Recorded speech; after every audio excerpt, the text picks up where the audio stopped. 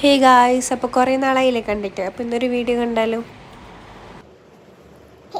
അപ്പോൾ കുറച്ച് ദിവസമായി എന്നെ കണ്ടിട്ട് ഞാൻ പോയി വിചാരിച്ചത് ഇല്ല, ഞാൻ വീണ്ടും തിരിച്ചു വന്നിട്ടുണ്ട്.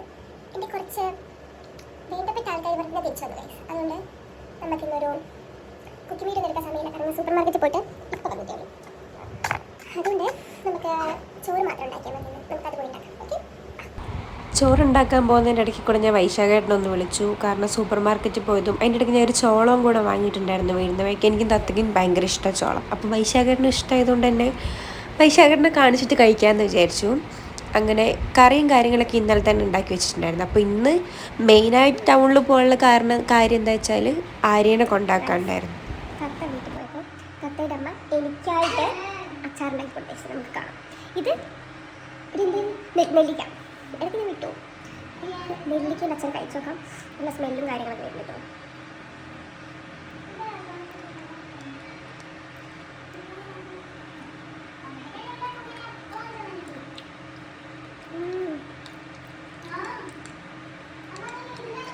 ഈ അച്ചാറിന് ഒരു പ്രത്യേകത എന്താ അറിയാം, തിന്നു കഴിഞ്ഞാൽ തിന്നു നിർത്താവുന്നില്ല, പക്ഷെ നല്ല ഇരുണ്ട്.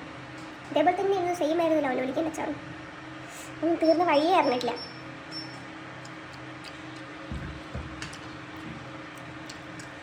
വേറൊരു സാധനം വെച്ചാൽ ഇവിടെ ഇപ്പോൾ ഇടാൻ വേണം.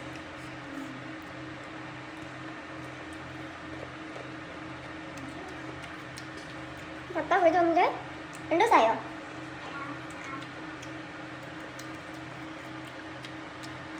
ഓ 2 ദിവസമായിട്ടു. ഇന്ന് ഫുള്ളുണ്ടായിരുന്നോ? ഇത്രയും നമുക്ക് വാങ്ങാം.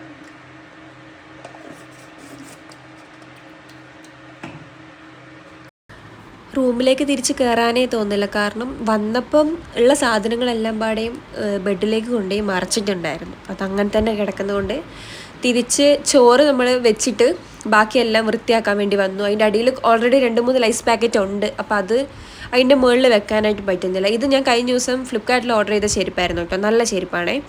അത് നമ്മുടെ ചിക്കൻ കറി ഉണ്ടായിരുന്നു, ഫ്രിഡ്ജിൽ നിന്ന് എടുത്തത് ചൂടാക്കി. പിന്നെ ചോറും ആയിട്ടുണ്ടായിരുന്നു. നമുക്ക് നാളെ ഉച്ചക്കത്തേക്കും കൂടെയുള്ള ചോറും കൂടെ ഉണ്ടാക്കി അത് ഫ്രിഡ്ജിലെടുത്ത് വെക്കണം. പിന്നെ അതും എടുത്ത് വെച്ചു. പിന്നെ ഞാൻ തത്തയും കൂടെ കഴിക്കാൻ വേണ്ടിയിരുന്നു. അപ്പോൾ ഓക്കെ, ബൈ.